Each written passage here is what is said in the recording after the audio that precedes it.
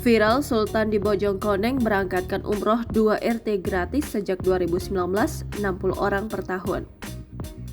Media sosial dihebohkan dengan kabar dari Sultan asal Bojongkoneng yang berangkatkan umroh 2 RT secara gratis.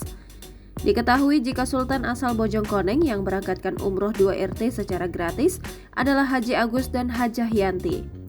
Mereka bahkan berangkatkan umroh 2 RT secara gratis itu dilakukan secara bertahap sejak tahun 2019, dilansir dari akun Instagram @undercover.id pada Kamis 11 Mei 2023.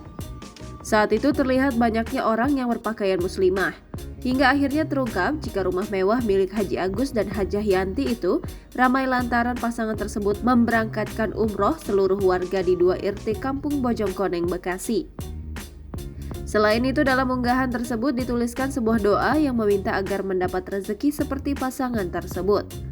Pasalnya, netizen merasa kagum dengan sosok Haji Agus dan Hajah Yanti yang memberangkatkan umroh seluruh warga di 2 RT Kampung Bojongkoneng.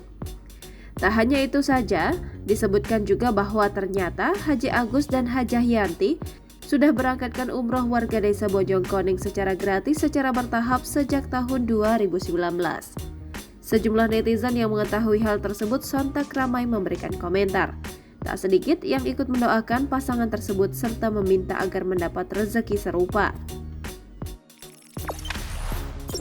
Jangan lupa subscribe, share, komen, dan like ya!